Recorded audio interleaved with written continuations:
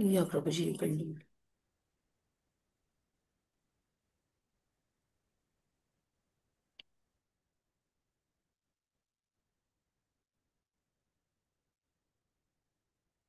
जय राधा माधव कुंज बिहारी गोपी जन वल्लभ गिरिवरधारी। जय राधा माधव कुंज बिहारी गोपी जन वल्लभ गिरिवरधारी। यशोदानंदन ब्रज जन रंजन यमुना तीरवनचारी। यशोदानंदन ब्रज रंजन यमुना तीरवनचारी। जय राधा माधव कुंज विहारी गोपी जन वल्लभ गिरिवरधारी। जय राधा माधव कुंज विहारी गोपी जन वल्लभ गिरिवरधारी। यशोदानंदन ब्रज जन रंजन यमुना तीरवनचारी। यशोदानंदन ब्रज जन Ranjan Yamuna तीरवनचारी। Hare Krishna, Hare Krishna, Krishna Krishna, Hare Hare, Hare Rama, Hare Rama, Rama Rama, Hare Hare, Hare Krishna, Hare Krishna, Krishna Krishna, Hare Hare, Hare Rama, Hare Rama, Rama Rama, Hare Hare,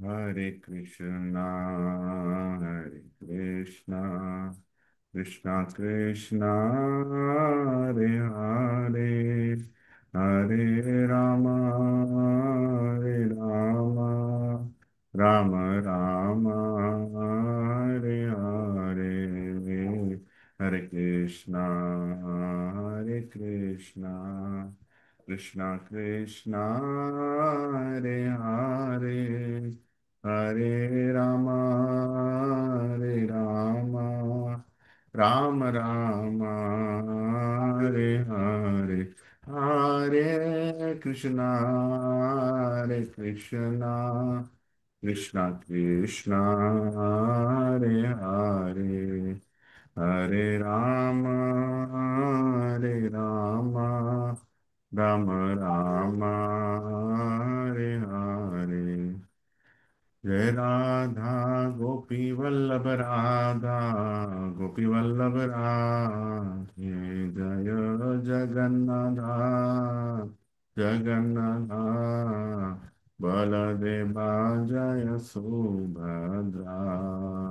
Jagannath स्वामी नयन पथगामी नयन पथगामी भाव तुम्हें निताय गौरांगो निताय गौरांगो निताय गौरांगो गौराहरि। जय सच्चिनंदन जय सच्चिनंदन जय सच्चिनंदन गौरहरि। पतिता पावाना पतिता पावाना पतिता पावाना गौरहरि। जय जय प्रभुपाद प्रभुपाद प्रभुपाद जय जय प्रभुपाद। जय जय गुरुदेव गुरुदेव गुरुदेव जय जय गुरुदेव। निताय गौर हरि बोल हरि बोल हरि बोल निताय गौर हरि बोल। ओम ज्ञानतिमिरान्धस्य ज्ञानाञ्जनशलाकया चक्षुरोन्मिलितं येन तस्मै श्रीगुरवे नमः। श्रीचैतन्यमनोभीष्टं स्थापितं येन भूतले स्वयं रूपा कदा मह्यं ददाति स्वपदान्तिकं। वन्देऽहं श्रीगुरौ श्रीयुतापदकमलं श्रीगुरुं वैष्णवांश्च रूपं साग्रजातां सहगना रघुनाथान्वितं तं सजीवं साद्वैतं सावधूतं परिजनासहितं कृष्णचैतन्यदेवं श्रीराधा कृष्णपदान् सहगना ललिता श्रीविशाखान्वितांश्च हे कृष्ण करुणा सिंधु दीनबंधु जगतपते गोपेश गोपिका कांत राधा कांत नमोस्तुते तप्त कांचन गौरांगी राधे वृंदावनेश्वरी वृषभानुसुते देवी प्रणमामि हरिप्रिये वाञ्छाकल्पतरुभ्यश्च कृपा सिन्धुभ्य एव च पतितानां पावनेभ्यो वैष्णवेभ्यो नमो नमः। जय श्री कृष्णा चैतन्य प्रभु नित्यानंद श्री अद्वैत गदाधार शिवसादि गौर भक्त वृंद हरे कृष्णा कृष्ण कृष्णा हरे हरे हरे राम राम राम हरे हरे। ओम नमो भगवते वासुदेवाय। ओम नमो भगवते वासुदेवाय। ओम नमो भगवते वासुदेवाय। नारायणं नमस्कृत्य नरं चैव नरोत्तमं देवीं सरस्वतीं व्यासं ततो जयमुदीरयेत्। नष्टप्रायेषु अभद्रेषु नित्यं भागवत सेवया भगवती उत्तमश्लोके भक्तिर्भवति नैष्टिकी। कृष्णाय वासुदेवाय देवकीनन्दनाय च नन्दगोपकुमाराय गोविन्दाय नमो नमः। नमः पङ्कजनाभाय नमः पङ्कजमालिने नमः पङ्कजनेत्राय नमस्ते पङ्कजाङ्ग्रे। नमो महावदन्याय कृष्णप्रेमप्रदायते कृष्णाय कृष्णचैतन्यनामिने गौरत्विषे नमः। नमो ब्राह्मण्याय देवाय गोब्राह्मणाहिताय च जगद्दिताय कृष्णाय गोविन्दाय नमो नमः। नमामि विष्णुपदाय कृष्णप्रेष्ठाय भूतले श्रीमते भक्तिवेदान्त स्वामिनिति नामिने। नमस्ते सरस्वती देवे गौरवाणी प्रचारिणे निर्विशेष शून्यवादी पाश्चात्य देशतारिणे। जय श्री कृष्ण चैतन्य प्रभु नित्यानंद श्री अद्वैत गदाधर श्रीवासादि गौर भक्त वृंद। हरे कृष्णा कृष्ण कृष्णा हरे हरे हरे राम राम राम हरे हरे। हुकुम करोति वाचालं पंगुं लंघयते गिरिं यत्कृपहतमहं वन्दे श्रीगुरुदीनतारिणं श्रीपरमानन्दमाधवं श्रीचैतन्य ईश्वरम्। ओम पवित्रो पवित्रो वा सर्वावस्थं गतोऽपि वा यत्स्मरेत् पुण्डरीकाक्षः सह शुचि। श्री विष्णु श्री विष्णु।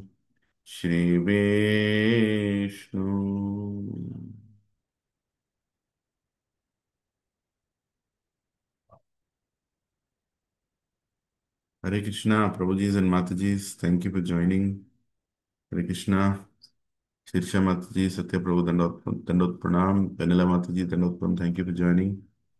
हरे कृष्ण प्रभु दंडवत। चंद्रमौली प्रभु दंडोत प्रणाम, thank you for joining. Padma माता जी, अरविंद प्रभु, thank you for joining.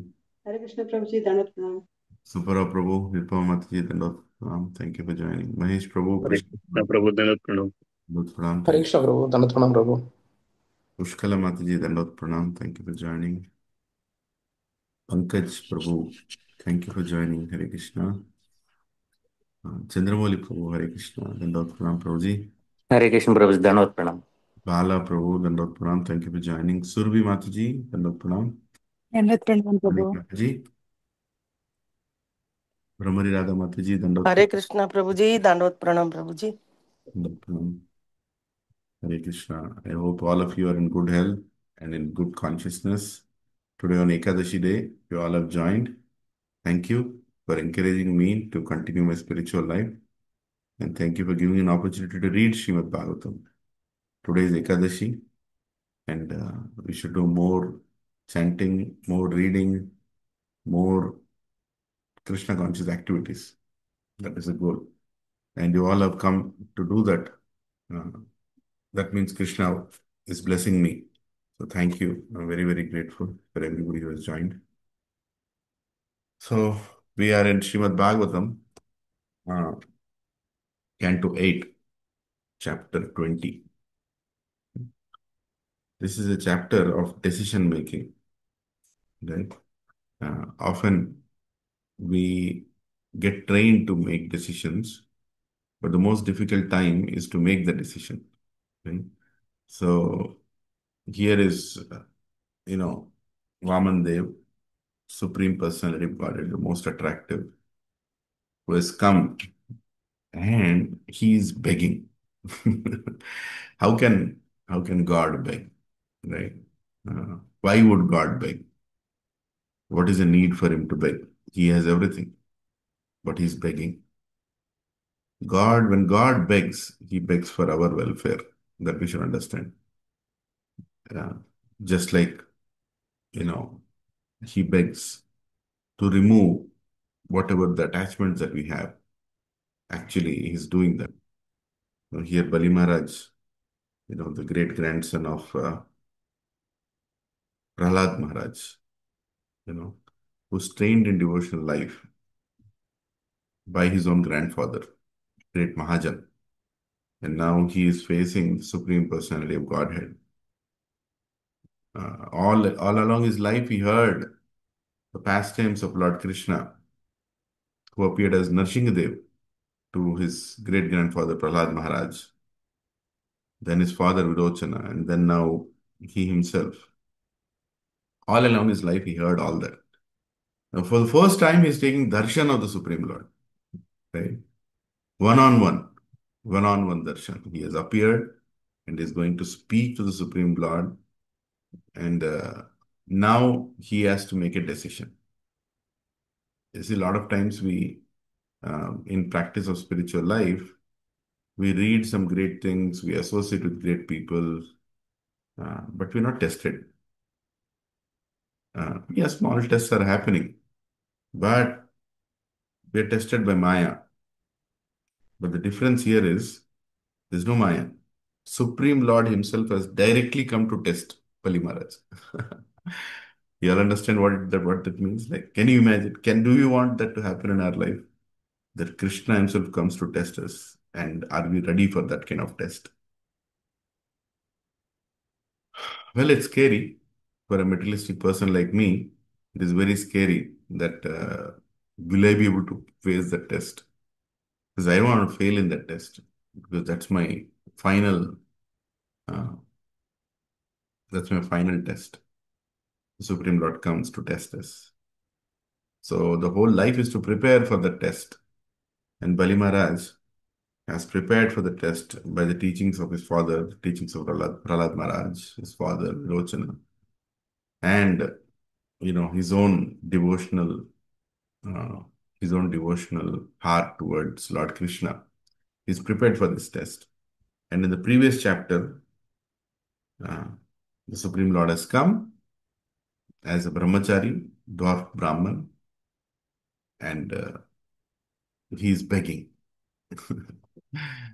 Hare Krishna. Like Chaitanya Mahaprabhu, he came and he begged everybody to chant Hare Krishna, to chant the holy names of God. He was begging for whose benefit? For the whole world's benefit, for everybody's benefit, for our benefit. Please chant, please chant. God is begging to chant the names of God because he knows that's the only way in the age of Kali. So whatever God does, it's for our good.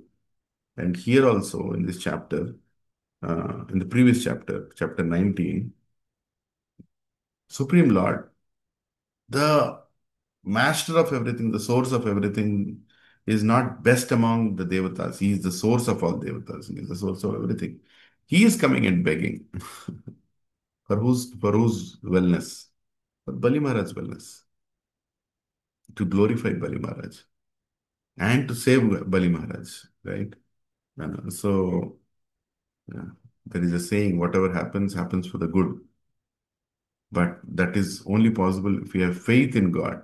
Otherwise, everything that happens doesn't happen for good because it's against our plans. Our plans are unlimited sense enjoyment, unlimited uh, glorification of ourselves. Our plans are very big.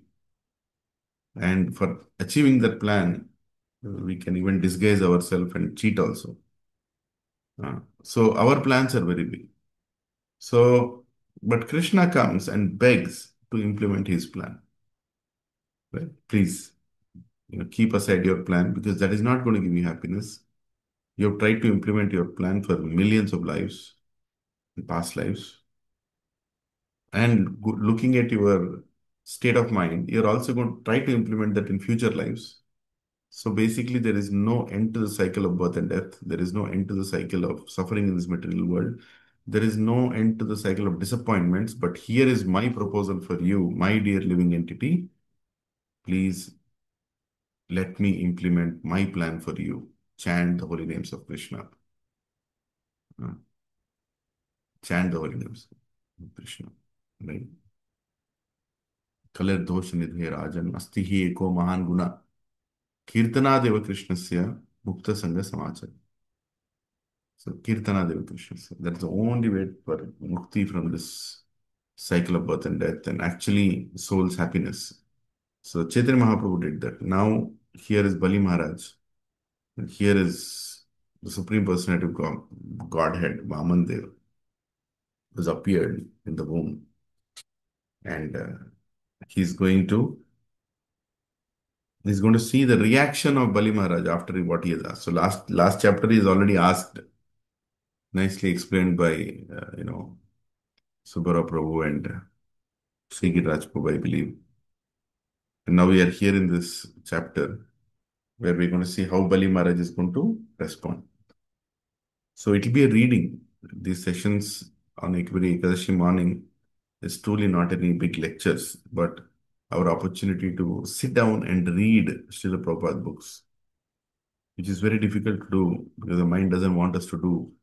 And our life has become so complicated. We have made it complicated that we don't have time to read. So at least on Ekadashi mornings, keeping everything else aside, why not just read Srimad Bhagavatam and assimilate and share what we feel and please our spiritual masters. Hare Krishna. So here is the book. You all can go and get your book. Open the book if it's still not open. I'm sure some of you have opened it, but open the Bhagavatam set, hold the pages, that beautiful purports of Srila Prabhupada, which he did for us. We can read them also. Text 1, Canto 8, Chapter 20, Text 1. Shri Sukha Uvacha Balir Evam Grihapati Kulacharyena Bhashita Tushnim Bhutva Kshanam Rajan Uvacha Vahito Gurum. Translation purport by His Divine Grace A.C. Bhaktivedanta Swami Srila Prabhupada ki Jai. Shri Sukadeva Goswami said, O King Parikshit, when Bali Maharaj was thus advised by his spiritual master, Shukracharya, his family priest, he remained silent for some time. And then, after full deliberation, he replied to his spiritual master as follows. Hare Krishna. So, there is a spiritual master for demons also. Even to be a best demon, you need a spiritual master. Right? You need a guru. Just like somebody wants to become a gangster, you need a gangster guru to become the best gangster. There is a real incident that in Bombay or Mumbai now, there were raids by police in uh, different houses of gangsters, or rather slums. There were raids at one time, and they saw in one of the main gangsters' house, there was a trunk, and in the trunk there were letters. And they were wondering, so many letters in one trunk, whose letters are these? In the gangster's house.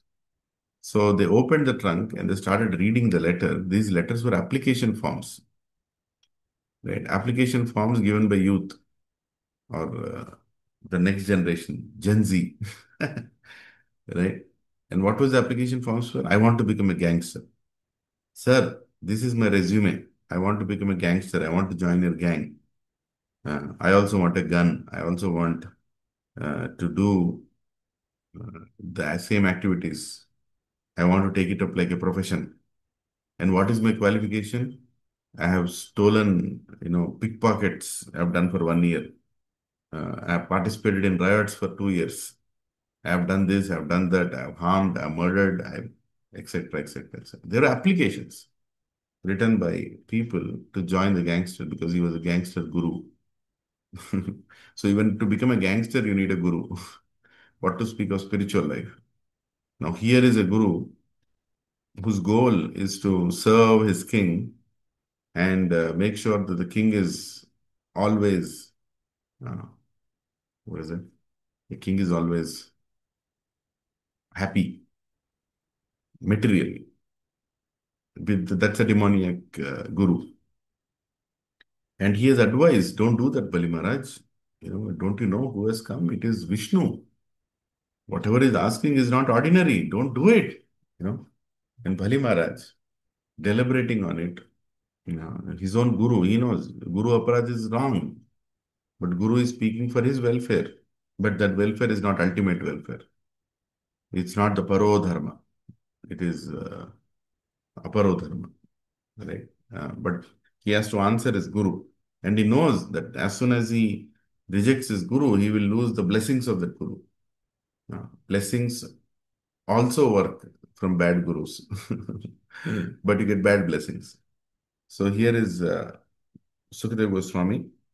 He's telling, O King Parikshit, when Bali Maharaj was thus advised by his spiritual master, Shukracharya, his family priest, he remained silent for some time. And then, after full deliberation, he replied to his spiritual master as follows. Purport. Srila Vishwanath Chakravarti Thakura remarks that Bali Maharaj remained silent at a critical point. How could he disobey the instruction of Shukracharya, his spiritual master? It is the duty of such a sober personality as Bali Maharaj to abide by the orders of his spiritual master immediately.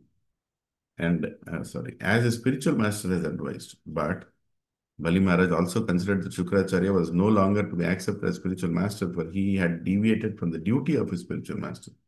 According to a Shastra, duty of a guru is to take the disciple back home, back to Godhead. If he is unable to do so and instead hinders the disciple in going back to Godhead, he should not be a guru. Guru na sasyat, 5.5.18 Bhagavatam. One should not become a guru if he cannot enable his disciple to advance in Krishna consciousness. The goal of life is to become a devotee of Lord Krishna so that one may be freed from the bondage of material existence. Tyaktya punarjanma naiti mameti so Arjuna. The spiritual master helps the disciple attain this stage by developing Krishna consciousness. Now Shukracharya has advised Bali Maharaja to deny the promise to Vamanadev. Under the circumstances, therefore, Bali Maharaj thought that there would be no fault if he disobeyed the order of his spiritual master. He deliberated on this point. Should he refuse to accept the advice of spiritual master, or should he independently do, or should he independently do everything to please the Supreme Personality of Godhead? He took some time. Therefore, it is said, Tushnim Bhutva Kshanam Rajan Vacha Vahito Gurum. After deliberating on this point, he decided that Lord Vishnu should be pleased in all circumstances, even at the risk of ignoring the Guru's advice to the contrary. Anyone who is supposed to be a Guru but who goes against the principles of Vishnu Bhakti cannot be accepted as a Guru. If one has falsely accepted such a Guru, one should reject him. Such a Guru is described as follows, Mahabharata, Udyoga 179.25. Gurorapi avaliptasya karyakaryam अजानत उत्पत प्रतिपन्नस्य परित्यागो विधीयते. Srila Jiva Goswami has advised that such a useless guru, a family priest acting as a guru, should be given up, and that the proper bona fide guru should be accepted. Satkarma nipuno vipro mantra tantra visaradha avaishnavo guru nasyad vaishnava swapacho guru. A scholarly Brahmana, expert in all subjects of Vedic knowledge, is unfit to become a spiritual master without being a Vaishnava. But if a person born in a family of a lower caste is a Vaishnava, he can become a spiritual master. Padma Puran, Hare Krishna. So, Prabhupada and Matajis, there is no question of rejecting Guru, but a Guru can be denied in few circumstances. What are those circumstances? I heard this from a very senior devotee that Guru can be rejected if he does few things. One of the things is he calls himself God. The moment he calls himself God, you have every right to leave that Guru. There is no discussion on that. Right? And second, he rejects the Guru Parampara. Like he chooses to move out of the disciplinic succession. Disagreement with his seniors or whatever it may mean. If he chooses to move out of the disciplinic succession, then you can leave that Guru. That's not Guru Aparad at all. Right? And of course, he declaring Shunyavada, Mayavada, those kind of philosophies, if he's speaking, then you can reject that Guru. Fundamentally, Guru means somebody who is always focusing on taking us back to Krishna, not to keep us with him. That's not a Guru. But sitting in our position, we should not judge Gurus. But at the same time, we should not be blind and act unintelligent when Krishna has given the intelligence. That we are not taking shelter of a Guru who is not taking shelter of his Guru. Okay? Guru should always take shelter of his Guru. And by mistake also, he is not accepting when somebody calls him God. Oh, you are God, you are like God. He should not accept that. Such kind of Guru should be rejected. One who engages you in devotional life, one who is himself engaged in devotional life, right? Sakshad Haritvena, right? Samasta Shastra. So he is, for a disciple, he is Sakshad Hari. Vande Guru Ashti Charanaravindam. For such Guru we should surrender. But the Guru should not think that way. We have discussed this many times, in SSR and other places. Who is a Guru? Who can be qualified as a Guru? So these two things, if you are seeing in anybody, immediately reject. So here Srila Prabhupada is explaining very clearly that it doesn't matter what background the Guru is coming from. As long as is in the present state, he is a fully surrendered devotee of the Supreme Lord. That's enough qualification for somebody to be a Guru and for somebody to accept such a person as a Guru. Right? Even if you're born in a great Brahmana family, you know all the Vedas, you can recite Sama Veda, give great classes. But if you're not practicing devotional life and you're not surrendered to your Guru, then such person can be rejected. So now let us hear Bali Maharaj speaking, his response. Shri Bali Ruvacha Satyam Bhagavata Proktam Dharmo Ayam Grahamedinam Artham Kamam Yasho Vrittim Yona Bhadata Bhadheta Karhichet. Bali Maharaj said, as you have already stated, the principle of religion that does not hinder one's economic development, sense gratification, fame, and means of livelihood in the real occupational duty of a householder I also think that this religious principle is correct. As you already stated, the principle of religion that does not hinder one's economic development. One second, I think.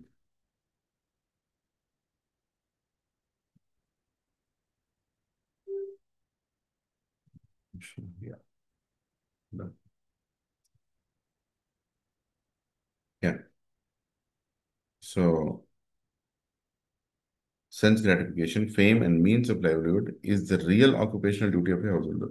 I also think that this religious principle is correct.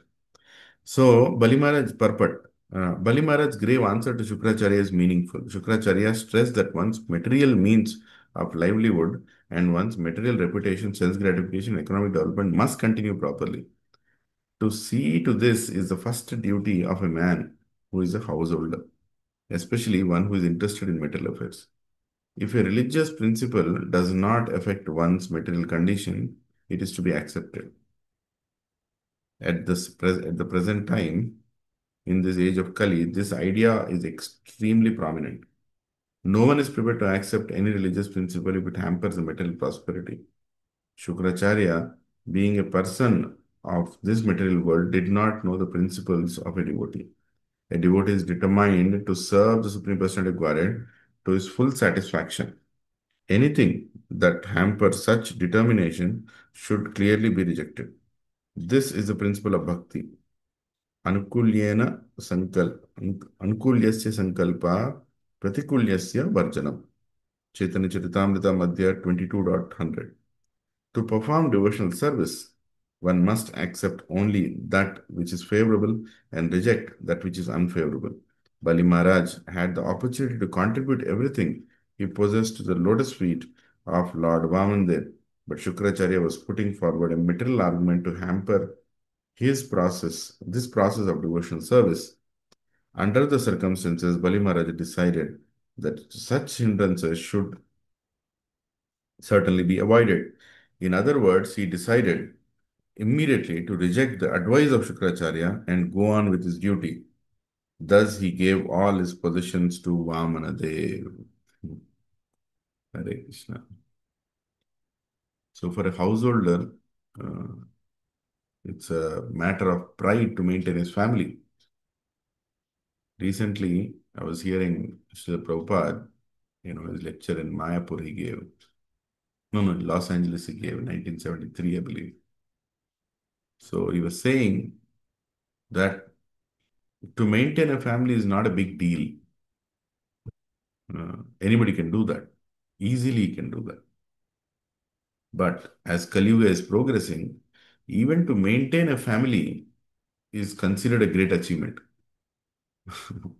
If somebody is able to supply food, water, clothes, shelter to his family, he's considered a very great person. That is the situation of Kali Yuga. And then Prabhupada goes ahead and says family means his parents, in-laws, cousins, and many others, right? And a householder should be able to maintain all of them. And that's very simple to do that, Prabhupada is saying. But as Kali Yuga is progressing, family only becomes husband, wife, and children. No parents, no cousins, no relatives. Even to maintain these three, four people, in most cases, they were only having one child. Uh, so unfortunate. Krishna has given the opportunity to beget more children and help them make spiritual progress as service. But they are scared now. Oh, mama, another child, my God, I don't know how I'll take care. Because why? Because the child is a hindrance in their sense gratification. That's all it is. The truth is very simple, right? I want to gratify my senses in the material world. If I have more children, I'll have to satisfy the senses of those children. Why should I even get into that? Uh, right? There was a government campaign a long time ago when I was in my college time for population control. They were saying ఒకటి సద్దు రెండు హద్దు మూడు అసలే వద్దు. For people, ఒకటి సద్దు రెండు హద్దు మూడు అసలే వద్దు. Children. That was again driven by government's own propaganda that, they don't want to maintain a lot of population. It's an expense for the government, right? Why should I even get into that? So everybody is trying to plan like, for their sense gratification. But when we are serving Krishna, then we don't plan for our sense gratification. We plan for satisfying the sense of Lord. And for satisfying the sense of Lord, I can have 20 children also. I can have 30 children also. And depend on God to maintain them uh, and to make them into devotees. Bhakti Thakur had 10 children, right? So, and he said when he goes home, it is like Vaikuntha because everybody is engaged by their mother in Krishna consciousness. So here, the principle that we should enjoy, make sure religion doesn't touch our enjoyment. Krishna consciousness is good as long as it doesn't touch my enjoyment. Well, that's a very heavy statement, right? But that's the situation of many devotees also, Of course, they're all trying their best. They're in the initial stages of Krishna consciousness. So they are not able to give away things, so they are struggling. But are they at least carrying the regret that they are struggling? So let's meditate on this one point, pros and Matavis. Struggling to give away material sense gratification is natural because we have gratified our senses for millions of lives. And in one life, you're trying to change the course, of your soul, the way direction in which it's going. In one life, you're trying to change the course. It will be difficult. Giving up sense gratification is not easy because now you're trying to say no to your mind, which has heard only yes, yes, yes. And many times you say no, and sometimes we'll end up saying yes, and we fall down. But at least are you carrying a regret that, yes, I need to work on it and I need to change it. I have to surrender everything to Krishna voluntarily. I have to do that. So there is an endeavor. So you're trying to do that endeavor. But when you're not able to do that endeavor, do you at least carry a regret? That is the most important thing. So, people say, in devotees like, Prabhu, balance, Prabhuji, balance spiritual. Balance is required until you surrender. But the goal should be to surrender.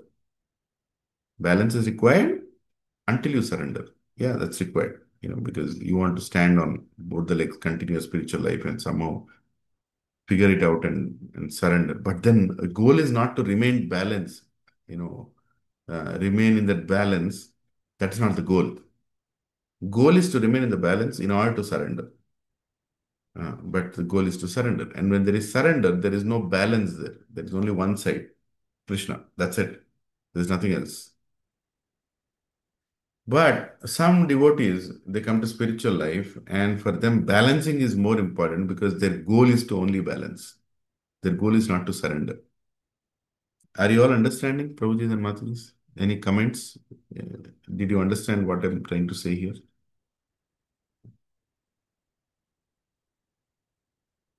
Anybody wants to say anything?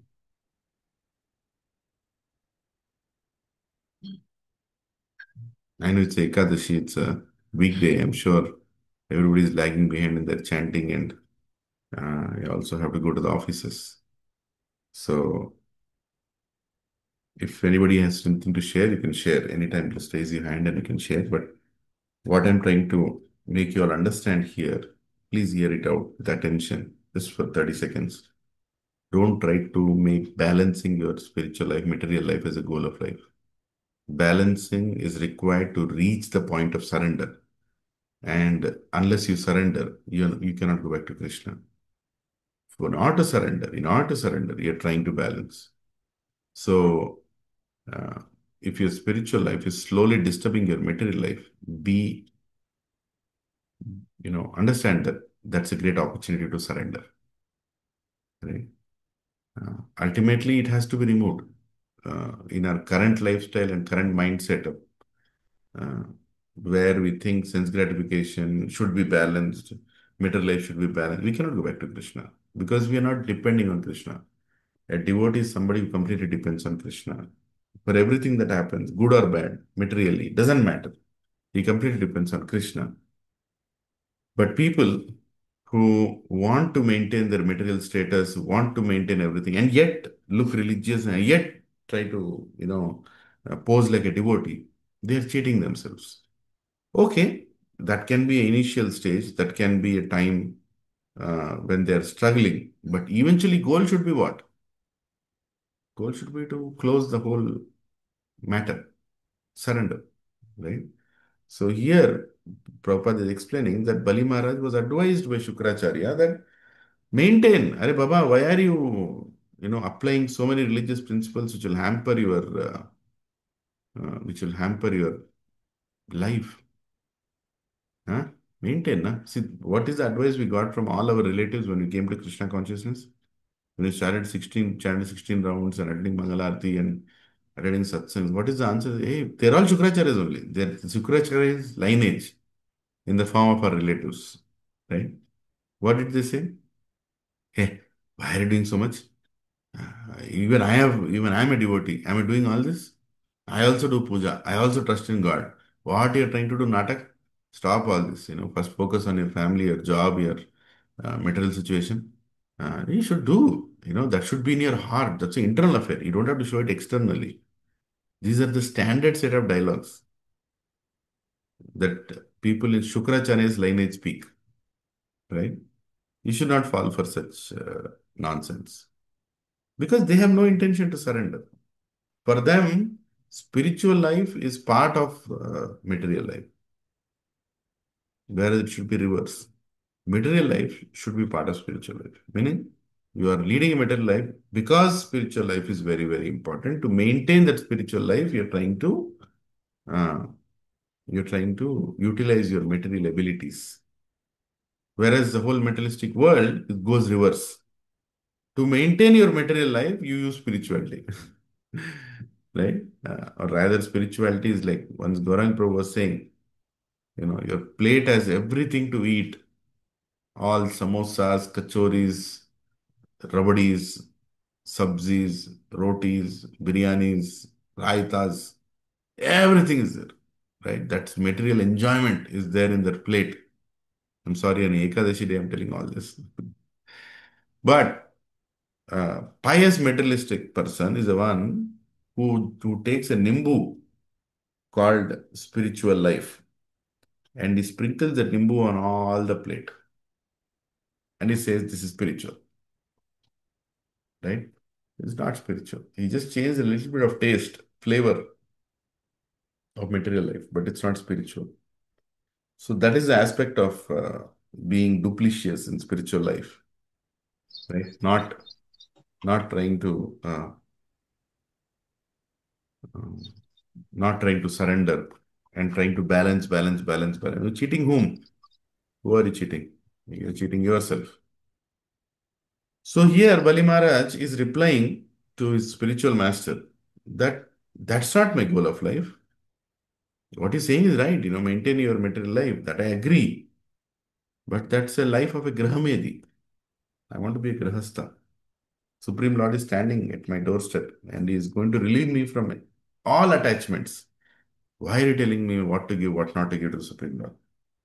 Text 3. Hare Krishna, Prabhuji. Hare Krishna. Prabhuji. Danda. Prabhuji, I have one question, Prabhuji. Hmm.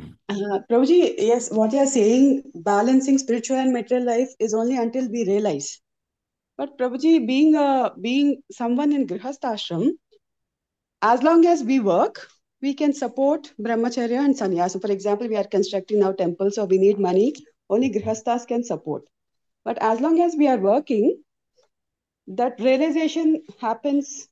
There is a disturbance for the realization, definitely, because we are under pressures. We have to balance both material life and spiritual life, earn, and then the amount, whatever we are earning, we will support the temples.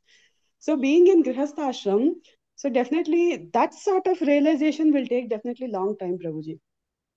Because we have to work. Without work, there'll be no support. So, can you explain a little bit on this, Prabhuji? Well, we have to work, and in order to maintain our body, we have to work, right? Maintain our family, we have to work. We have to earn money.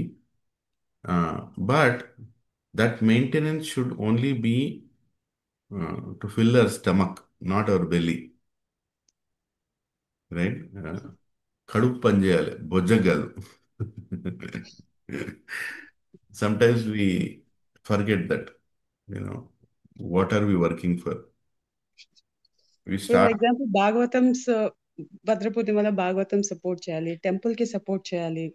So అంటే Krishna conscious లో support చేయడానికి కూడా we should have that greediness to earn కదా Prabhuji. So that is what I'm trying to Yeah. No, that is right. That greediness to earn should be there to support Krishna consciousness. And that's pure bhakti, by the way. Prabhupada said, Garastha who gives everything is pure bhakti. But what is he keeping for himself is also the question, right?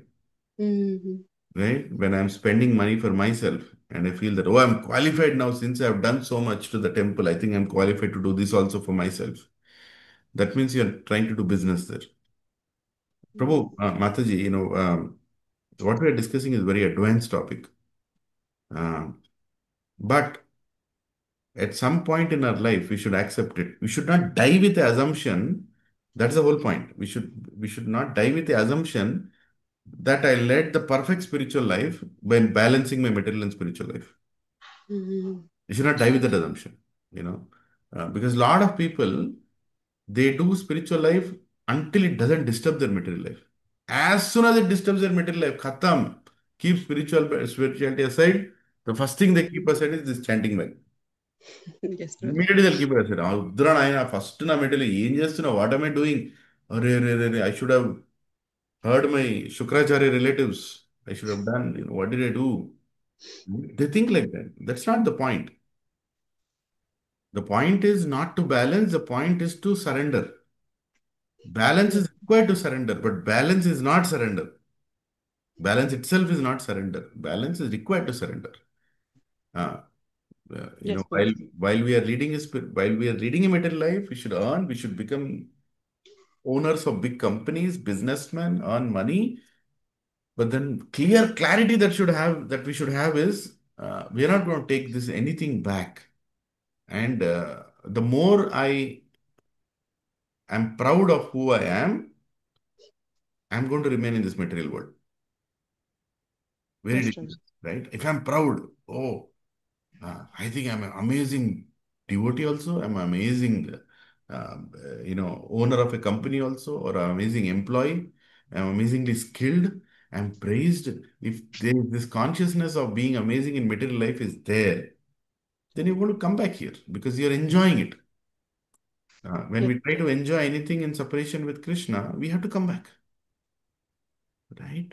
So it's a very thin line. Only a devotee in pure devotional life can guide us or tell us this. Because the whole world, if you see outside in the name of any so-called sampradayas also, they don't tell their disciples that, surrender is the most important thing. Don't be attached to your material life. I'm telling you that most fortunate are we who, in every paragraph, Prabhupada is again and again telling that surrender. Close the business. Prabhupada encouraged his disciples to become rich also materially because he wanted support for growing ISKCON. But at the same time, he said that richness has to be used in Krishna consciousness. It should not take you away from Krishna consciousness. Nothing is more important than spiritual life. I was hearing from His Grace Radhesham Prabhu today morning when Japa talk I was hearing. And he was saying that when we enter the airport, when we are scanned, right? Ting, ting, ting, ting, everything they scan, right? What are you carrying like that? And if you are carrying anything, we are asked to remove it, right? So even going back to Godhead is like clearing the security check in airport only, right? We'll be scanned. Okay, what all this fellow is carrying with him? What all pride is carrying with him? What all achievements is carrying with him? What all happiness is carrying with him? What all sense of accomplishment is carrying with him in material life? And as soon as they find it, will not be allowed. So, I'm sorry, sir, you have not passed the security check. Get out. And more important than that is a passport. Most important document when you're traveling outside the country is a passport. And passport is our commitment to chant the 16 rounds and serve the spiritual master in the mode of servant of the servant. That is our passport. Our pages are filled with holy names. You have done everything. You are very clean. You are not carrying anything, but you don't have a passport. Then will you be allowed? You will not be allowed. Thank you very much. Go back. Get your passport. So carrying passport is important, and getting rid of everything, uh, getting rid of everything that we are carrying with us when we enter that security check of Jay and Vijay is very important. Uh, we should get rid of all these things. But a Grahamedi cannot do that. Grahamedi, Grahastha. See, the word Grahamedim is being used by Bali Maharaj in this verse. Where did he learn that from? He learned it from Prahlad Maharaj. Prahlad Maharaj also uses the word Grahamedi in 7th canto, right? So you can clearly see his heart nicely got trained from his grandfather. So again, as I said, uh, religious life is more important. Spiritual life is more important. Material life should be there to support that. Material life should be useful to be engaged in spiritual life, not the other way around. And when spiritual life is disturbing material life, of course, God has given our intelligence. We should make sure that we do the modifications in material life so the spiritual life continues. Please, I think I'm trying to answer this last bit of what you asked, Mataji, is that our modifications in material life should help us continue our spiritual life. But unfortunately, when Shukracharya relatives or Shukracharyas in the satsang also approach sometimes, there are some Shukracharya sitting in our satsang also. They will tell, Prabhuji, what is it? Please, balance it. No, don't. That's okay. If you don't come also, that's okay. Don't go. Going to satsang is also not important. First fix your this first. There are Shukracharyas only. What did we just do? We did not modify our material life to continue our spiritual life. We modified our spiritual life to continue our material life. Khatam. IPL. Then where will we go after death? We'll come back here. That's what we did. So we should be very careful what we are modifying and what are we changing. Otherwise, this week, Sunday Satsang, the topic is this only. Krishna conscious intelligence, right? We're going to discuss. So we need intelligence to focus in our spiritual life. Is it okay, Mataji? Did I answer? Confuse you? Yes, Prabhuji, perfect, Prabhuji. Thank you so much. I'm also struggling, Mataji. Please That pray is for always, me. I think, Prabhuji, there's so much of struggle while working. Sometimes spiritual life has to be compromised in certain, not every time, but in certain situations, some sort of compromises will be there. But that struggle is there definitely inside. So that is what I was, that question in my mind when you are talking about the balance. Yeah. See, Mataji, often people try to make changes in their life so they can lead a happy material life, right? Uh, People, they will pay, they will invest, they will do this, they will do that, so that they can lead a peaceful material life. But I'm very sorry to tell you and everybody in the call, spiritual life is not going to be peaceful. So don't try to make adjustments in your spiritual life to make spiritual life peaceful. It'll take you to the point of peace, but the journey is not going to be peaceful because you're going against the winds of Kali. Your mind, Adhyatmika, Adi Bhautika, Adi Daivika. All three things will come, right? And spiritual life is not, it's not a pain. Don't, oh Prabhu, after coming to spiritual life also, what is this Prabhuji? So much struggle. What is the use? That is not, it means your goal itself is wrong. You're not coming to spiritual life to find peace. No. Finding peace is also sense gratification. Right? Om Shanti, Shanti, Shanti. We don't want Shanti. We don't want Shanti. We want love for Krishna. When we chant the 10 offenses to holy name, then what do we say? Any devotee who is serious about the spiritual life will follow these 10 regulative principles, 10 will make sure that he doesn't commit these 10 anarthas in order to achieve peace or Krishna Prem. Krishna Prem, not peace. Right? Peace is anyway byproduct of Krishna Prem. So, in order to find peace, we keep a piece of that desire in our consciousness and we come back again and we continue this cycle. So achieving peace should not be the goal. After coming to spiritual life, why so much anxiety? Arey Baba, anxiety is good when it is for Krishna. Anyway, you will be anxious because a mind that is not controlled will never allow anybody to be happy, no matter how materialistically happy one person is. Yesterday, I was at this Grace Balgowin Prabhu whole day actually, morning 11 o'clock to evening 5 o'clock. And we were celebrating Dasara together. Prabhuji gave very nice katha on Lord Ram, Dasara, and so many kirtans of Ramadas and some great devotees he sang. And he said one amazing thing. He said, we are the most fortunate people because we are surrounded by like-minded people, like-minded devotees. We are the most fortunate, right? That is the greatest wealth. That is the greatest wealth. What is the use of having so many properties and uh, so much material opulence if your wife doesn't listen to you, if your children doesn't listen to you, if you have no right to say anything, or you can't even share your heart in your house? What is the use of that house? That house is like a forest, no matter how beautiful it is. But if you are surrounded by like-minded devotees, uh, then that is greatest wealth. Because you can discuss now. See, all of you now in this call are discussing Bhagavatam, and we are trying to come out of this clutches of material life. And we are able to openly discuss the topic that I'm talking right now of not keeping balance as a goal. If I speak outside, they will think I'm a mental fellow or I'm a psychopath. I'm a sadist. That's what they'll think because they're not like-minded people. Their goal is not that. In Bhagavatam class, we can speak all these things.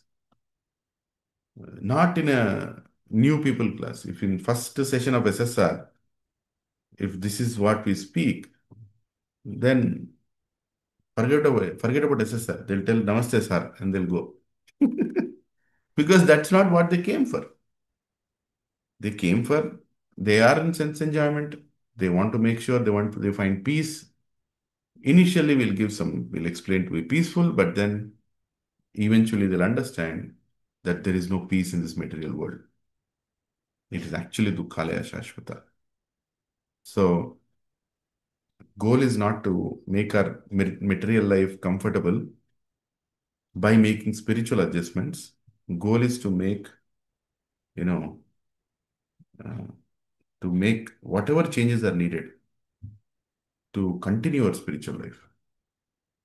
Material life has to be adjusted.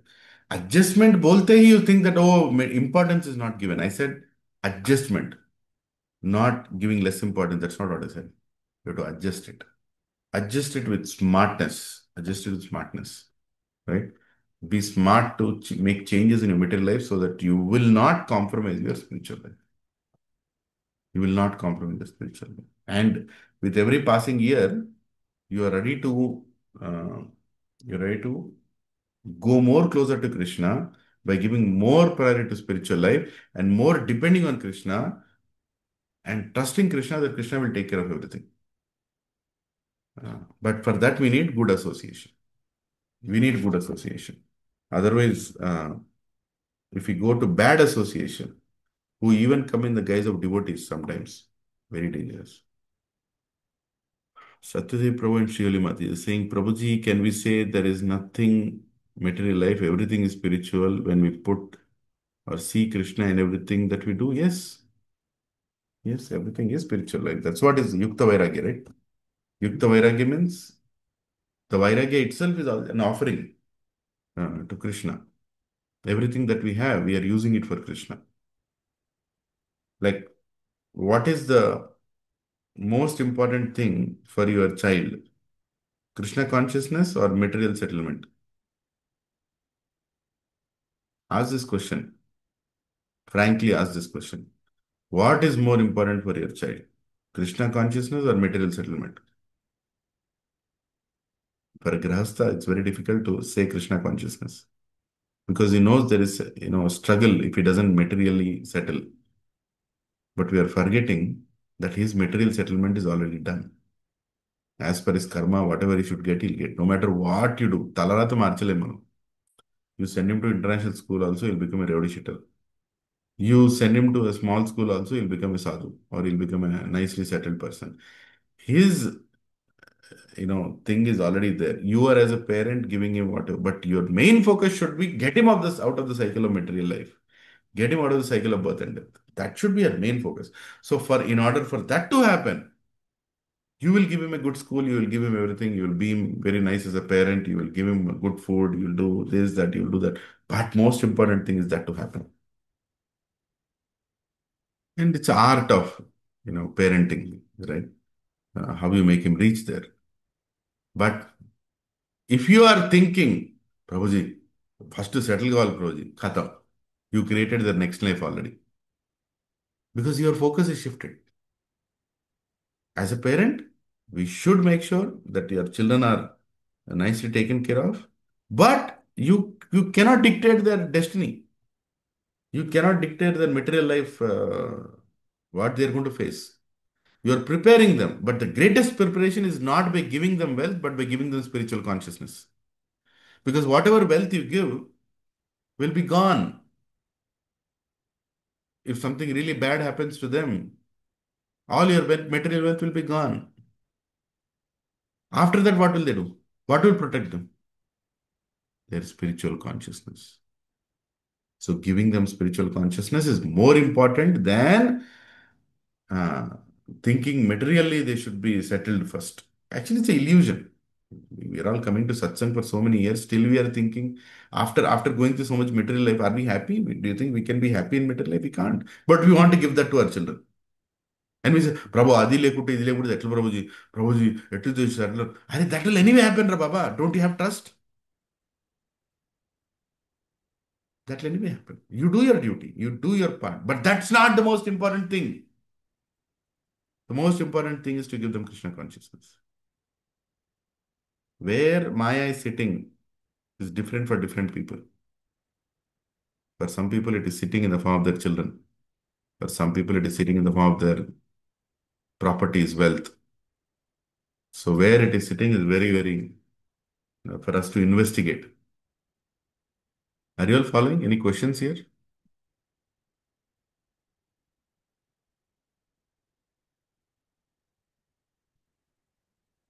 Hare Krishna. Text 3. न चाहं वित्त लोभेन प्रत्याक्ष प्रत्याचक्षे कथं द्विजं प्रतिश्रुत्या ददामीति प्राहृदि कितवो यथा. Translation. I am the grandson of Prahlad Maharaj Prahlada.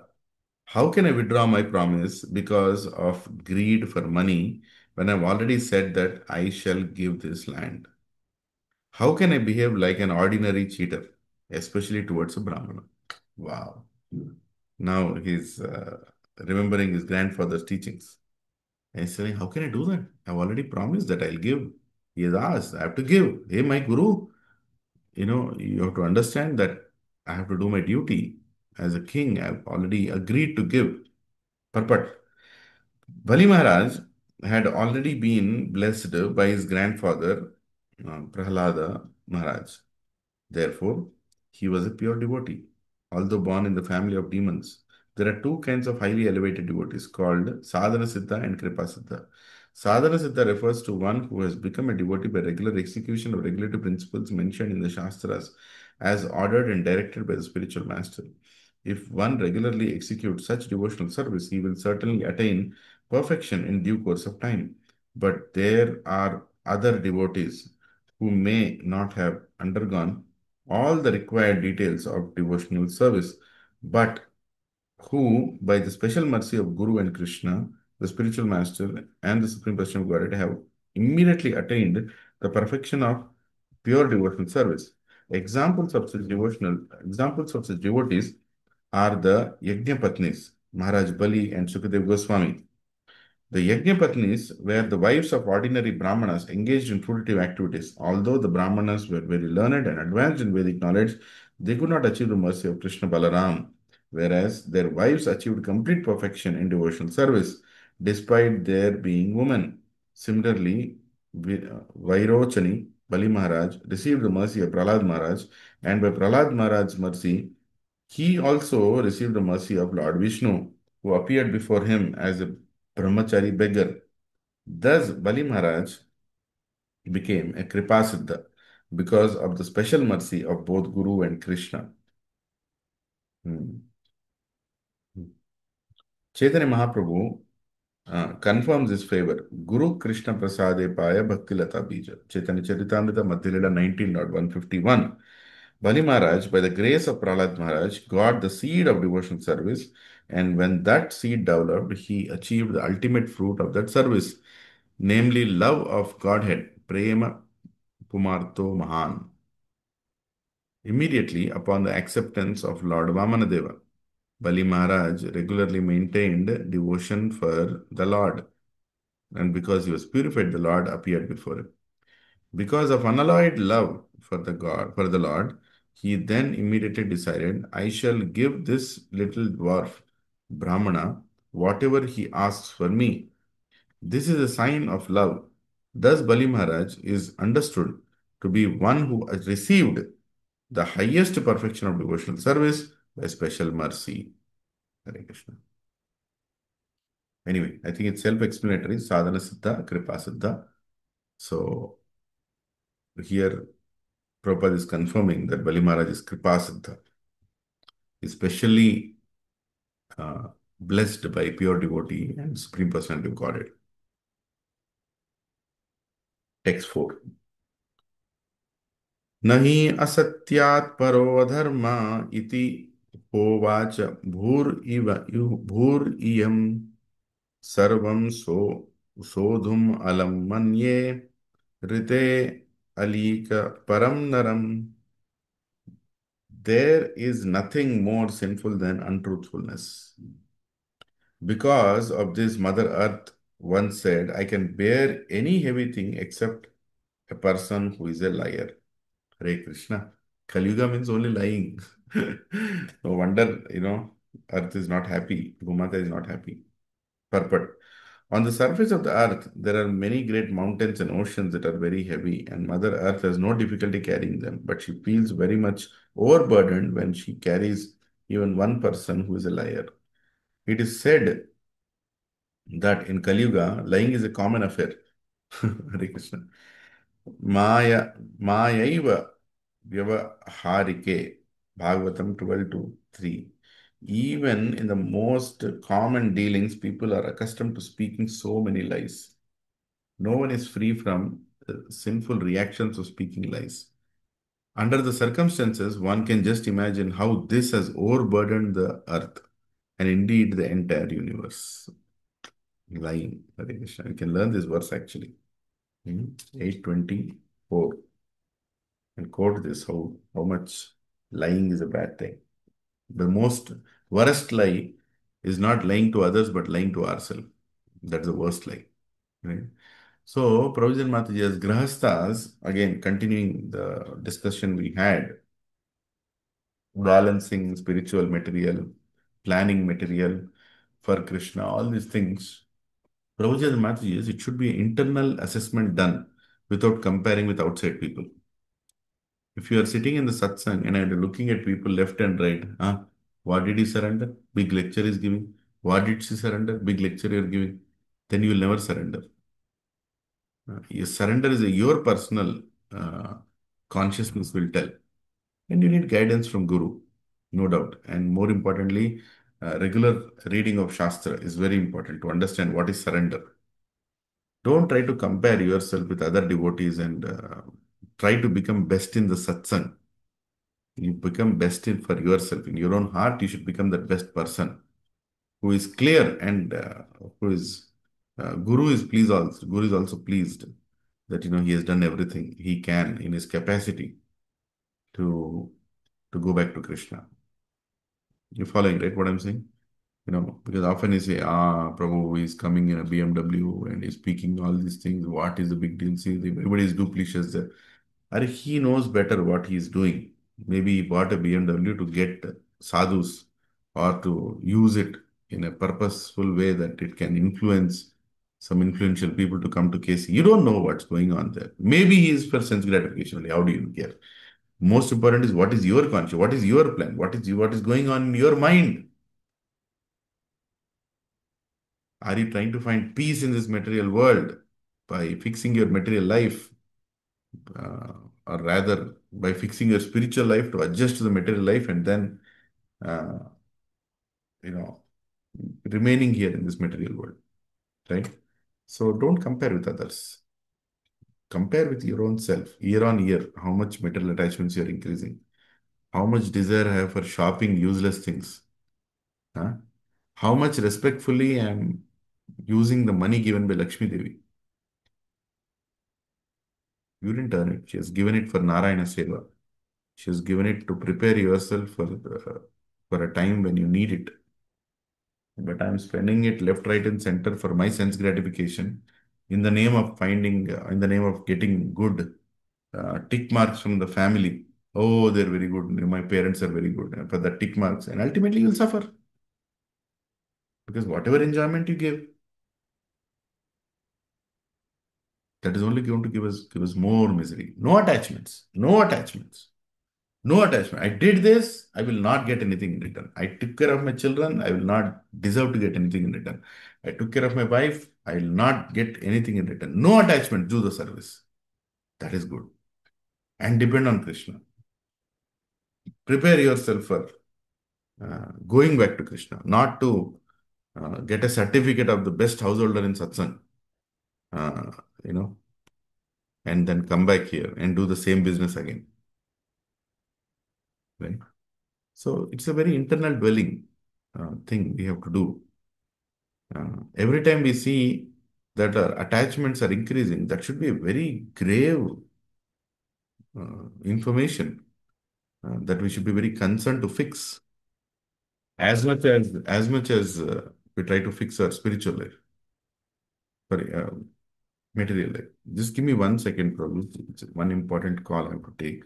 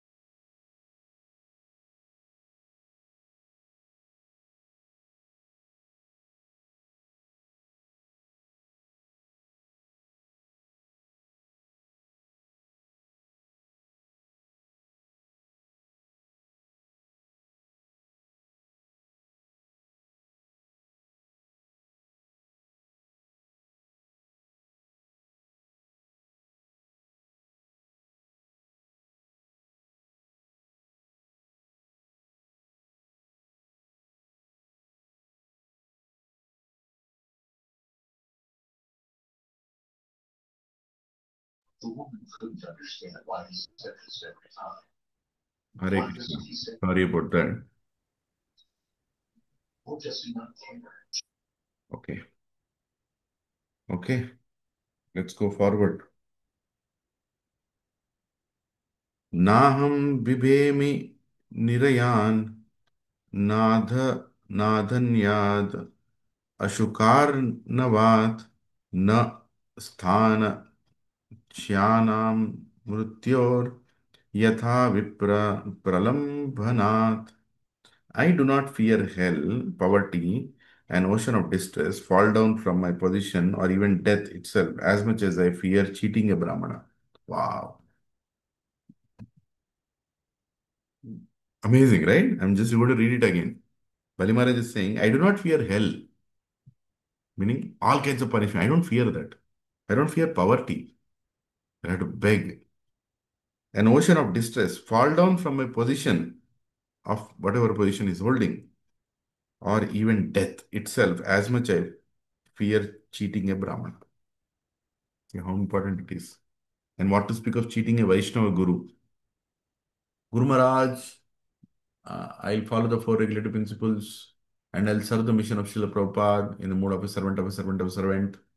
Please give me initiation.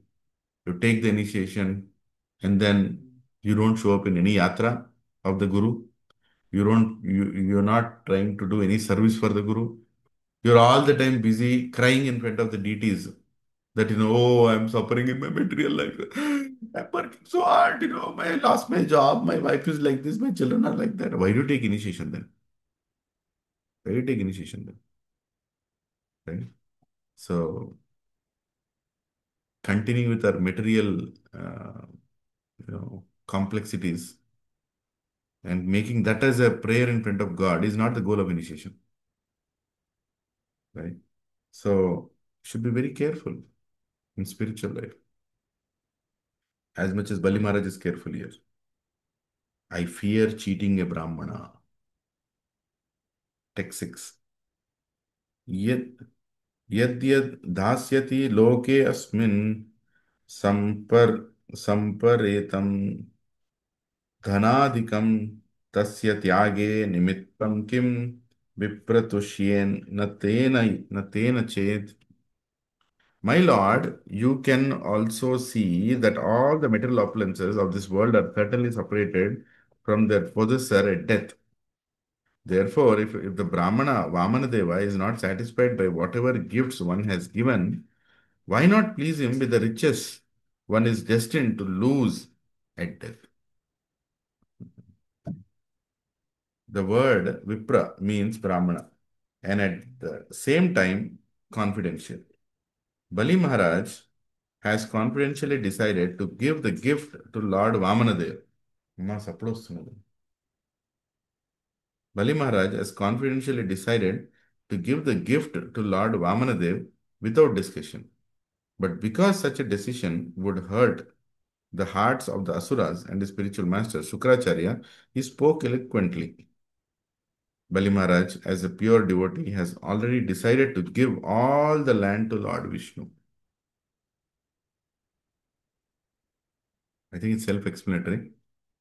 Basically saying, anyway, everything will go at the time of death. Why not give it before itself? Die before you die. We had series on that, right? In our Sunday feast classes. Die before you die. Right? Voluntarily die. Die in the sense, uh, kill the material propensity to enjoy before all those material things are anyway taken away. Text 7.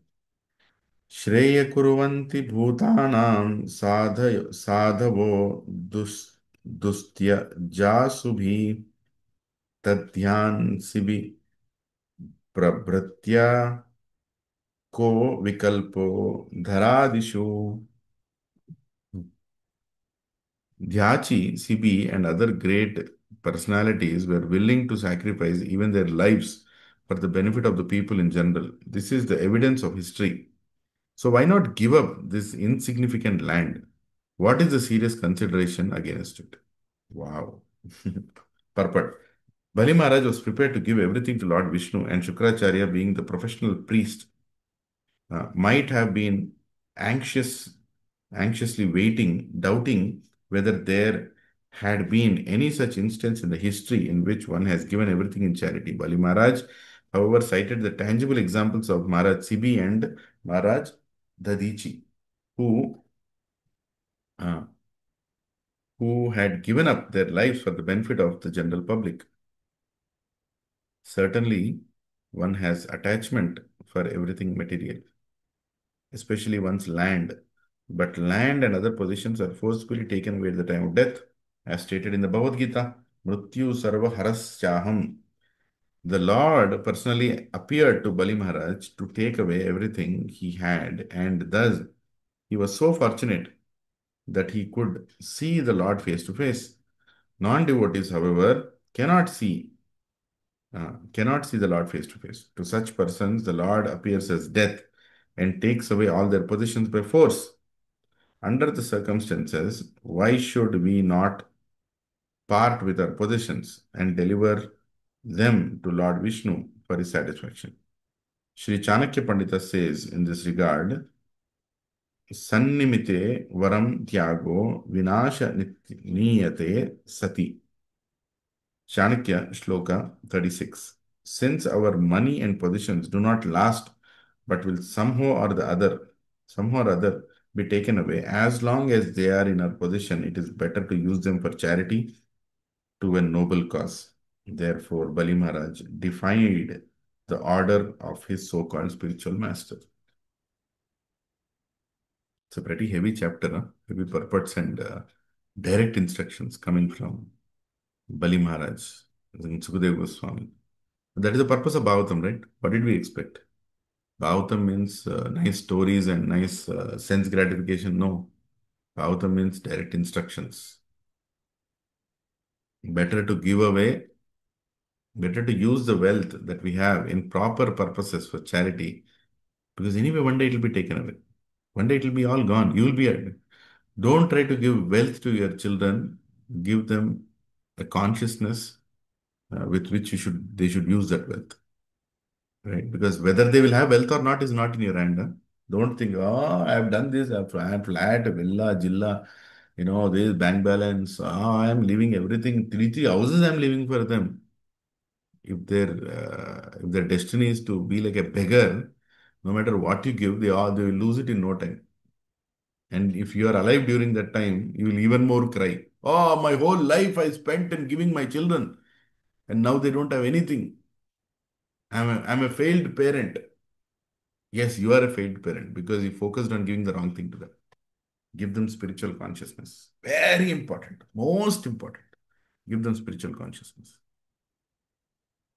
That is the greatest wealth. Why? Because even when they lose all that, they'll be happy and peaceful and grateful to you that you've given them that. Recently I was in this place.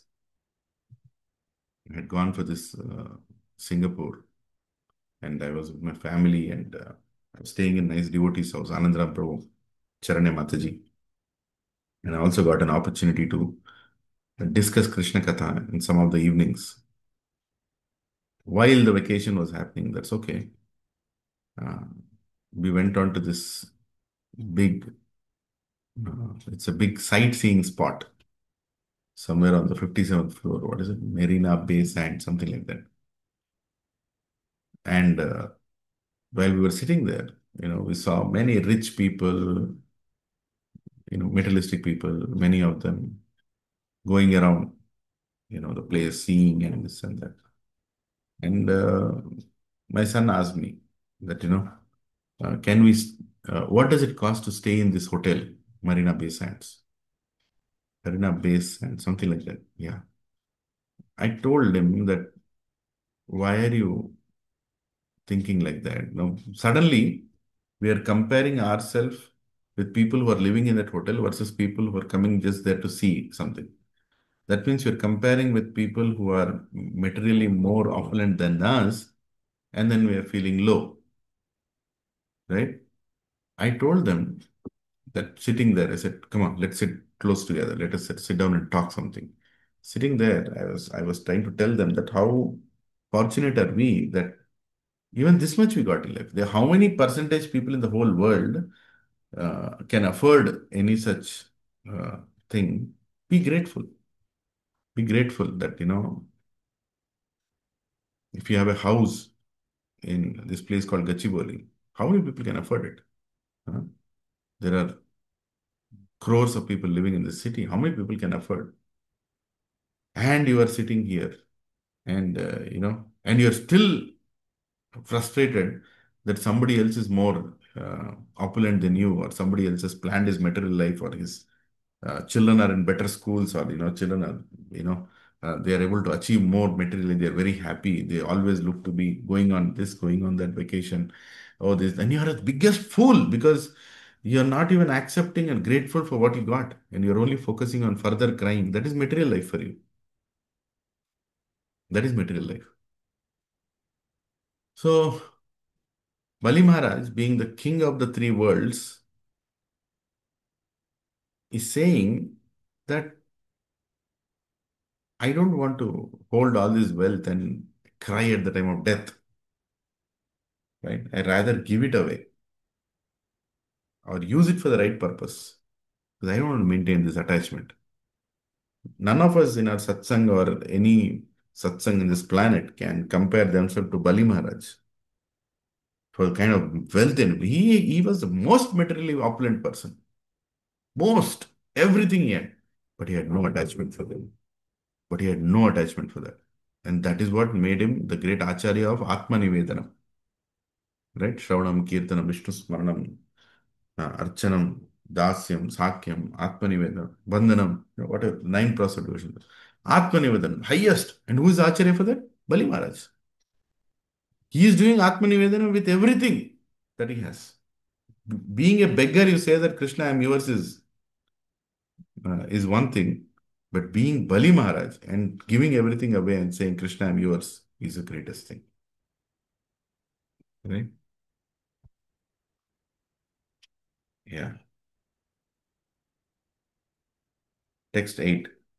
Yair evam bhubuje brahman दैत्येन्द्रैर् अनिवर्तिभिः तेषां कालो अग्रसीलोकान् न यशो अधि अधिगतं bhuvi. O best of the Brahmanas, certainly the greatest demoniac kings who were never reluctant to fight enjoyed this world, but in due course of time, everything they had was taken away, except their reputation, by which they continue to exist. In other words, one should try to achieve a good reputation instead of anything else. Good reputation, spiritual sense, not material sense. Oh, my grandfather was very great. He never ate anything. He kept everything for the next generations. He's such a great person. Don't worry. He'll take birth in your own house like your son. That is not great reputation. Oh, he constructed this bridge. He became a political leader. He did this project. That and all people will forget in 2, 3 decades max. Right? But great reputation means a person who does selfless service. Selfless service. In this regard, Chanakya Pandita, Shloka 34 also says, Ayusha Kshana Eko Apina Labhya Sarva Swarna Koti. The duration of one's life is extremely short.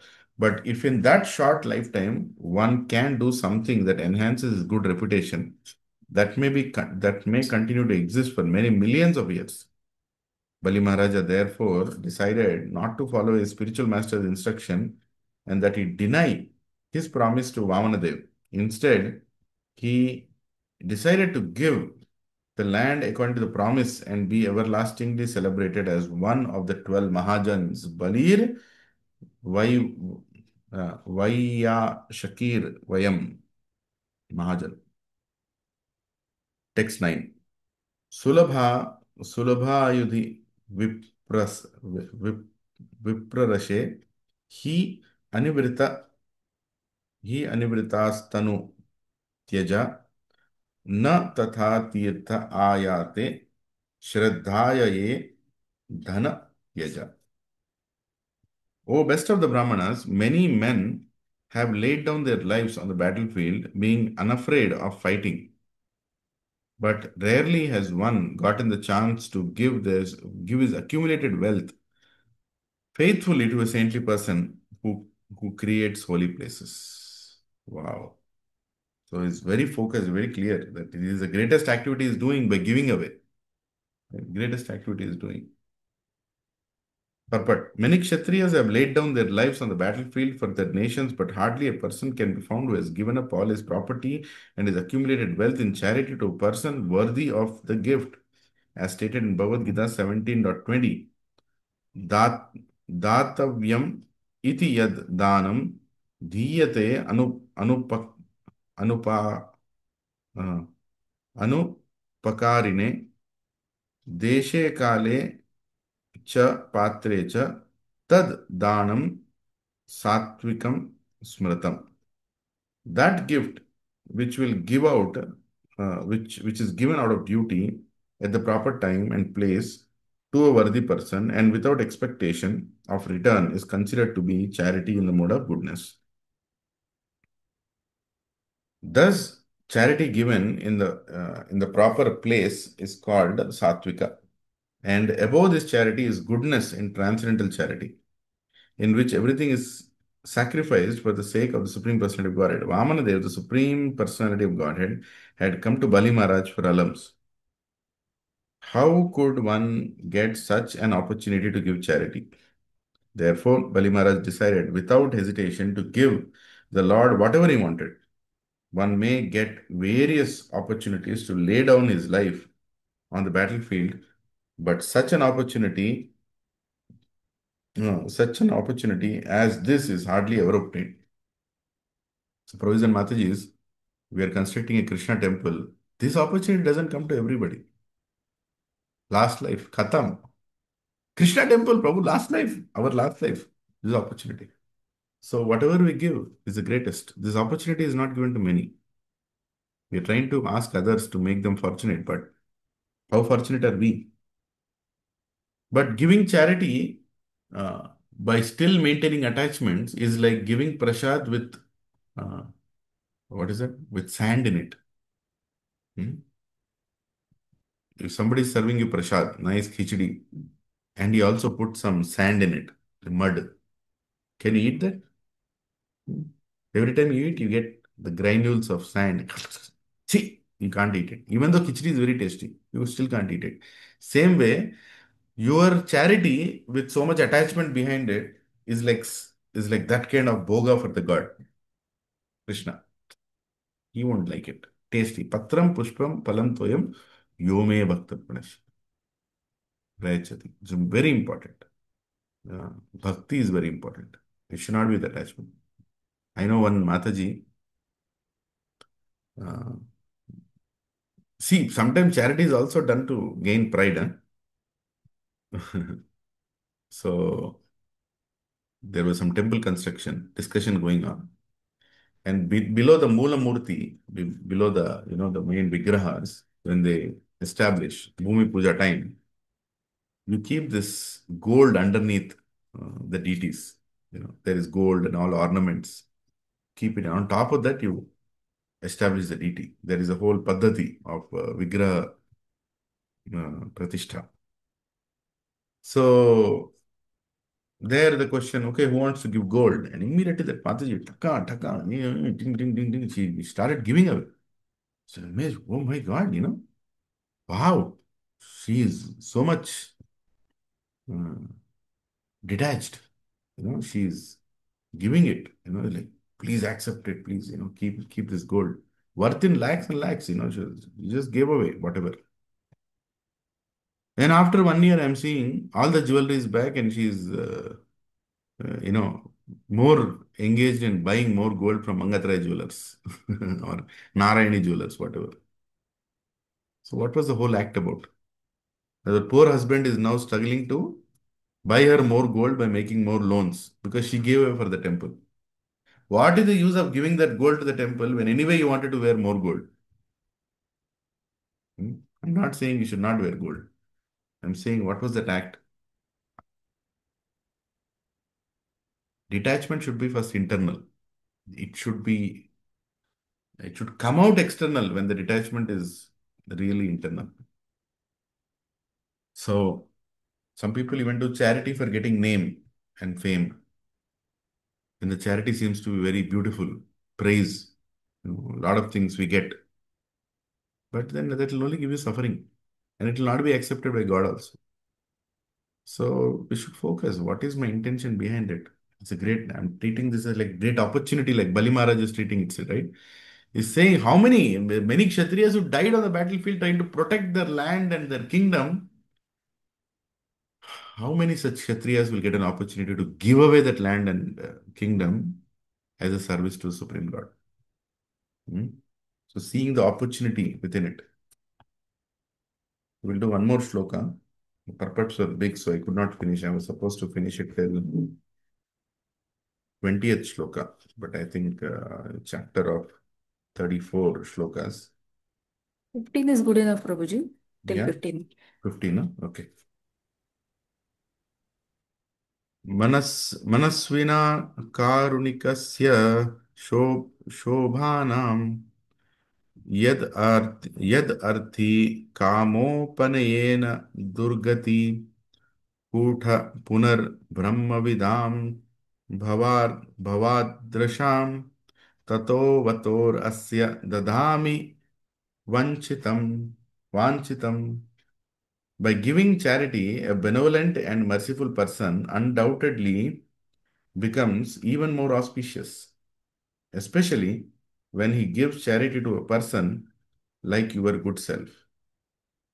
Under the circumstances, I must give this little brahmachari whatever charity he wants from me. See, the point is, he's feeling fortunate that he is getting an opportunity to give charity. It's not that he's thinking if I give charity, the opposite person will become fortunate. No, he's thinking I am becoming fortunate because how fortunate can a person be to get this opportunity? Purport. If one accepts a poverty-stricken position because of losing money in business, gambling, prostitution, or intoxication, no one will praise him. But if one becomes poverty-stricken by giving all of his possessions in charity, he becomes adored all over the world. Aside from this, if a benevolent and merciful person exhibits his pride in becoming poverty-stricken by giving his possessions in charity for good causes, his poverty is a welcome and auspicious sign of a great personality. Bali Maharaj decided that even though he would become poverty-stricken by giving everything to Vamanadev, this is what he would prefer. So, Provision Mataji, again, Grahasthas, I'm not saying we should become poverty stricken. That's not the goal. Like, for example, uh, just sharing it as an example, that Praveen Prabhu and Somataji, they took me to their house, their new house that they have bought in my home, Ankura. She's a very, very rich community, very opulent community. There's no preaching happening there. It's a great opportunity. They said, Prabhu, how should the house be? How I told them this should be the most beautiful house in the entire locality, right? Best interiors, best every place people should be able to see Krishna. It should be like a temple, right? That is renunciation also. Now they're using their house for doing satsangs. They're doing two satsangs. Maya Ankura, Maya Tridasha. My God, they're working very hard. So the whole house is being used as an offering to Krishna. But if any attachment comes into it, that this house is mine and I'm the most opulent person, then you come back in the same house like a lizard or a snake around the house, right? That is a risk. But devotees, they take that risk for Krishna and they say, Krishna, here's an offering for you. I'm going to cook for 30 people, 40 people and pray intensely while I'm offering it to Krishna that all these 40, 30 people should become devotees. And the only weekend that I get time to relax, I'm going to use it for you, Krishna. I'm going to use it for you. So that is Vairagya. That is Vairagya. Rather than saying, I will go and live in a one-bedroom flat in a old colony, even when I can afford something good, and I want to live peacefully and just chant, not doing any service. Prabhupada said, we are not Bhajananandis, we are Goshkanandis. Right? We want to give Krishna to others and become happy, not hold Krishna for ourselves and feel that we are happy, not Bhajananandis. Our acharyas have taught us this. Hare Krishna. Text 11. Now, not many big purports. Let me just see.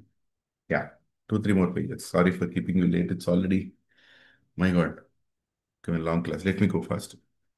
यजन्ति यजन्ति यज्ञं क्रतुभिर्यम् आद्रत भवन् भवन्त आम्नाय विधान कोविद स एव विष्णुर्वरदो अस्तु वा परो दास्यामि अनु अनु अमुस्मै दास्यामि अमुस्मै क्षितिम ipashitam mune.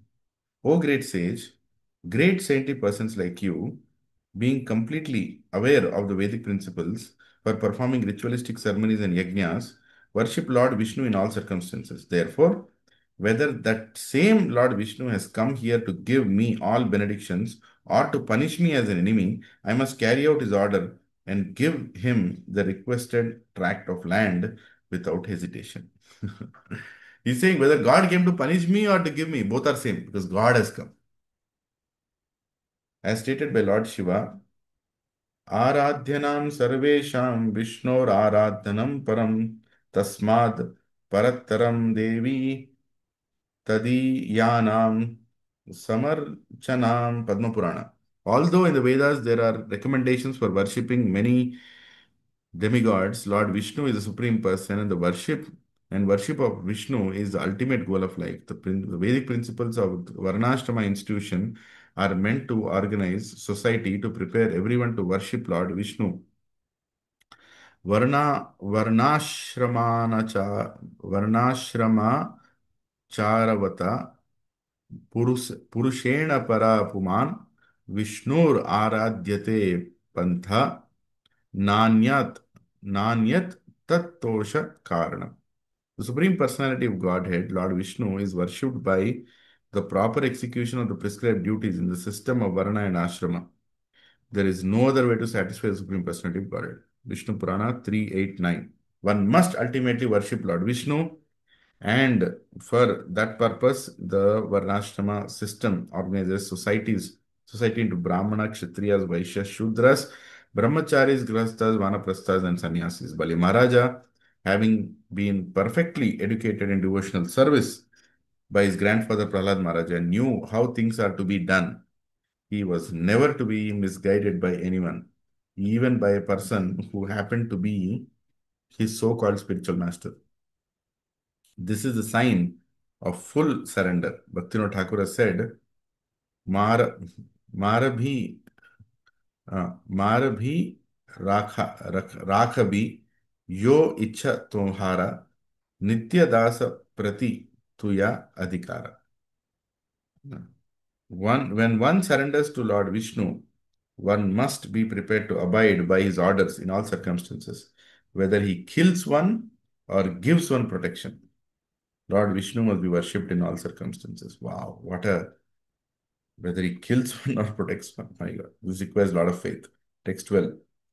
Yadyapi asaud adharmena mam badiniyad anagasham tathapi enam na himshishye bhitam brahma tanum rupam ripum. Although he is Vishnu himself, out of fear, he has covered himself in the form of a Brahmana to come to me begging. Under the circumstances, because he has assumed the form of a Brahmana, even if he irreligiously arrests me or even kills me, I shall not retaliate, although he is my enemy. Very bold. He's telling to Shukracharya, disciple giving class to a guru. Purport: if Lord Vishnu, as he is, uh, had come to Bali Maharaj and asked him to do something, Bali Maharaj certainly would not have refused his request. But to enjoy a little humor between himself and his devotee, the Lord covered himself as a Brahmana, Brahmachari, and thus came to Bali Maharaj to beg for only 3 feet of land. Hare Krishna. Devotional Melos, text 13. एषवा उत्तमश्लोको न जिहासति यद्यशा हत्वा मैनां हरेद्युद्धे सायित निहतो मया if this Brahmana really is Lord Vishnu, who is worshipped by Vedic hymns, he would never give up his widespread reputation. Either he would lie down having been killed by me, or he would kill me in a fight. Hare Krishna is such a beautiful way of saying, Lord Vishnu is Lord Vishnu. He'll either take it or he'll stay here until he gets it. Purport. Bali Maharaj's statement that Vishnu would lie down having been killed is not the direct meaning for Lord Vishnu cannot be killed by anyone. Lord Vishnu can kill everyone, but he cannot be killed. Thus, the real meaning of the word lie down is that Lord Vishnu would reside within the core of Bali Maharaj's heart. Lord Vishnu is defeated by a devotee through devotional service. Otherwise, no one can defeat Lord Vishnu. Only by devotion you can defeat God also. Wow, what a Sanatana Dharma path that you can even defeat God, or God, rather, God accepts to be defeated when he sees pure devotional service. Text 14. Shri Sukha Uvacha Evam Asharadhitam Shishyam Anadesha Karam Guru Sasapa Daiva Prahita Satya Sandhyam Manashvinam. Shri Sukadeva Goswami continued. Thereafter, the spiritual master Sukracharya, being inspired by the Supreme Lord, cursed his exalted disciple Bali Maharaj, who was so magnanimous and fixed in truthfulness that instead of respecting his spiritual master's instructions, he wanted to disobey his order. I'll do a thing. I'll stop it here because I think they can continue from text 15 onwards. Right? So Sukracharya went ahead and cursed. I'll just read the purport and close it here. The difference between the behavior of Bali Maharaj and that of his spiritual master Sukracharya was that Bali Maharaj had already developed love for God, love of Godhead, whereas Sukracharya, being merely a priest of routine rituals, had not. Thus, Sukracharya was never inspired by the Supreme Personality of Godhead to develop in devotional service, as stated by the Lord himself in Bhagavad Gita 10:10. Tesham satatayuktanam bhajatam priti purvakam dadami buddhi yogam tam yena mam upayanti te. To those who are constantly devoted and worship me with love, I give the understanding by which they can come to me. Devotees who actually engage in devotional service with faith and love are inspired with Supreme Personality of Godhead. Vaishnavas are never concerned with ritualistic smartha brahmanas. Srila Sanatana Goswami has therefore compiled Haribhakta Vilasa to guide the Vaishnavas who never follow the smartha vidhi.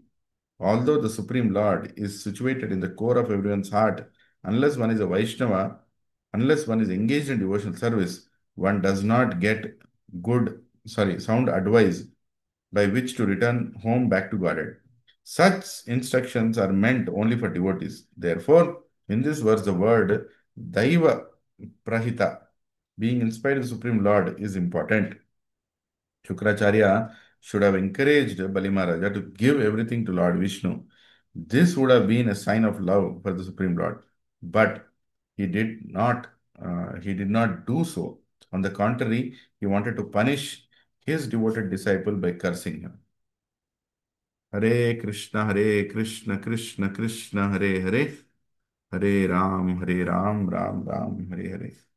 Thank you, Prabhuji and Matajis, for giving me an opportunity to read Srimad Bhagavatam, Canto 8, Chapter 20, from verse number 1 to verse number 14.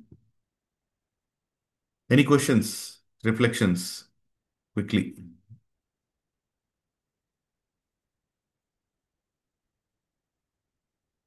Happy Ekadashi. Hare Krishna, bit heavy class, Prabhu. Because I'm heavy, what to do, Prabhu? Rama. So we need to become heavier else, I think, if you want our classes to be stronger. No. Yesterday we were having feast prashadam. Right. And Balgod Prabhu arranged everything. So I was telling Balgod Prabhu, Prabhu, you are from Brahma Sampradaya, I am from Bhima Sampradaya. I will sit and eat like Bhima. What to do? Yeah. But it's such a nice opportunity, na? That how many of us are Yes, going to read this, Prabhu? yes, Prabhu. Again and again, we need to Again read and this again, chapter. again and again. Punara Charvita Charvinanam should happen for Bhagavatam, not for not for materialistic things. We should chew the chewed of the instructions of Acharyas. Anyway, so thank you very much for everybody to join. It's Ekadashi day. Please finish your rounds as early as you can and do more extra rounds. We already read, we spent like 1.5, close to 2 hours. Yeah, on Srimad Bhagavatam. What a great fortune. Hare Krishna. So thank you very much. Let us meet on Sunday. Please, everybody come on Sunday. Hare Krishna. Vancha kalpatarubhyasya kripa sindhubhyo vacha patitanam pavnebhyo नमो नमः अनंत कोटि वैष्णव वृंद की जय all assemble devotees की जय Shrimad Hare Bhagavatam की जय श्रील प्रभुपाद की जय निताई गौर प्रेम Thank you.